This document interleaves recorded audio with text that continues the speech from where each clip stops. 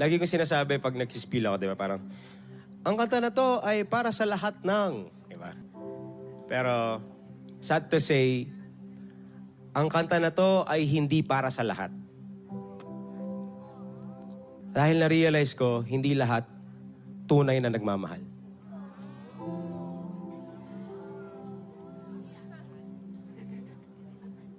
Hindi lahat kayang magbigay ng lahat para sa minamahal nila. At dahil sa kanta na to, naalala ko na hindi lahat ng tumatanggap kayang magbalik. Pero, hindi rin naman lahat ng tumatanggap ng hingi. Kusa nating binigay.